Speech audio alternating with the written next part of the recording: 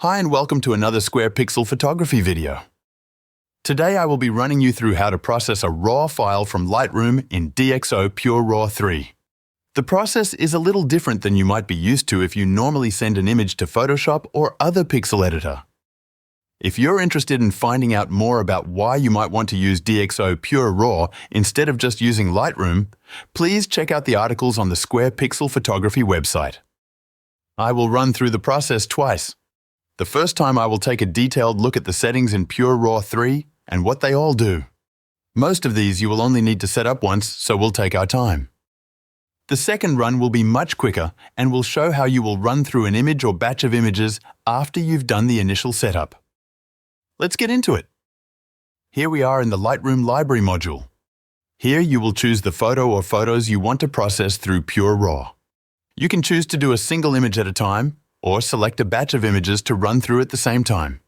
The process doesn't change much between the two methods. If you want to send more than one image at a time, you will just need to select them in the library view before you send them to PureRAW. You can do this by choosing the first image, then holding down the Shift key and clicking on the last one.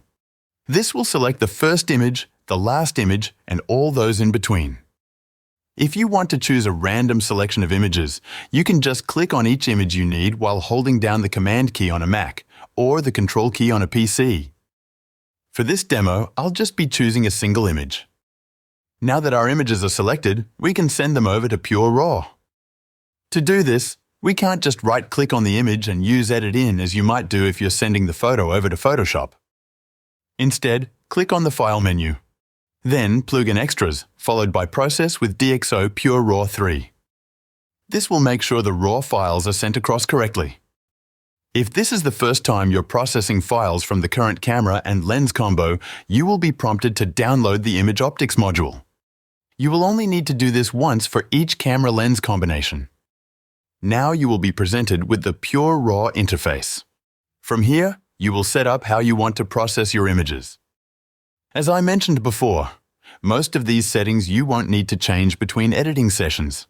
Only the top section under RAW processing and denoising technologies might change depending on the images you're processing. First, you should set which denoise algorithm you want to run on your images. Deep Prime will do a fantastic job with most images, especially those that might not have extreme levels of noise, and will run more quickly than Deep Prime XD. The XD stands for extra detail and will squeeze out a little more detail and sharpness from your images, especially if they have higher levels of noise. It will run quite a bit slower than Deep Prime though. Which you choose is really up to you. They will both do a great job. You should do some experiments on which you prefer under which circumstances. Next, we move on to optical corrections. Lens Softness will use the optical module you downloaded to help correct for any sharpness flaws in your camera and lens combo. I usually leave this to the soft setting when using Deep Prime XD, as otherwise the results can sometimes be a little too strong for my liking. When using normal Deep Prime, I set it to standards. Vignetting will help correct for any light fall off in the corners of your image. I highly recommend leaving this setting on all the time. The same with chromatic aberration correction. Leaving this setting on will make sure there are no purple highlights around any parts of your image that might have harsh transitions. I always leave this on. Finally, lens distortion is another setting I always leave on. DxO are class leaders in fixing optical corrections, and their image modules are top-notch. I highly recommend you leave this setting on with the default settings. Now we need to choose what format we want to save our output file. Here I strongly suggest you use a DNG file.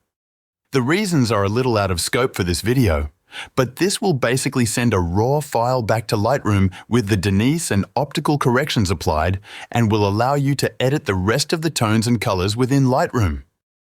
Next, choose if you want the DNG file stored with the original file in a subfolder of the original or in a brand new folder that you choose. I like to keep all of my files together, so choose the original image location.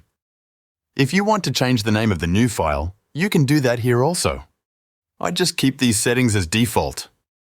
Now you can choose if you want the files to be sent to a custom collection in Lightroom. Doing this just makes the images a bit easier to find in Lightroom after they are processed. The default setting will create a new collection each time you send an image from PureRAW back to Lightroom. If you want to choose one of your existing collections, you can do this here.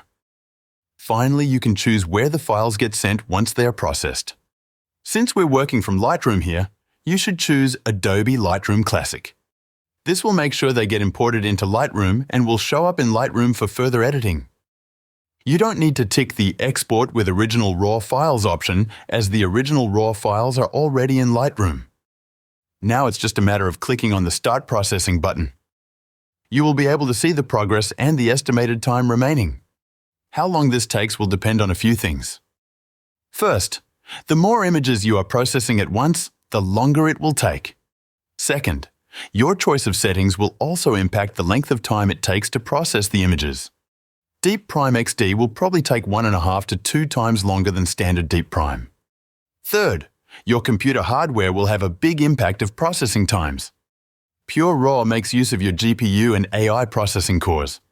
My MacBook Pro with M3 Max chip will take around 11 seconds for a 20-megapixel Nikon D500 image and around 20 seconds for a 45-megapixel Z7 image. Once the processing has completed, the images will be sent back into Lightroom and you will automatically be shown the collection of images you just imported. From here, you can process the files as you normally would in Lightroom. The denoise and optical corrections will have been baked into the file, but the white balance, tone, color, and other processing will be handled by Lightroom. So, now that we've been through all of the image setup process, let's see how that will look during subsequent processing sessions. I'll choose a different image to go through and start the process again. So in the library, I will pick the image I want. Then send it over to PureRAW via the File and GT Plugin Extras menu. Next, I will choose the denoise algorithm I want for my image. I do usually use Deep Prime XD. You can see that all of my selections from last time have been remembered.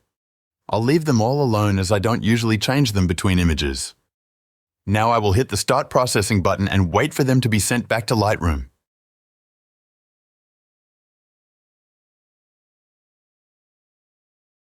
Done. Easy. So there you have it. How to easily get class-leading denoise and optical corrections from DxO PureRAW 3 when you are working in Lightroom.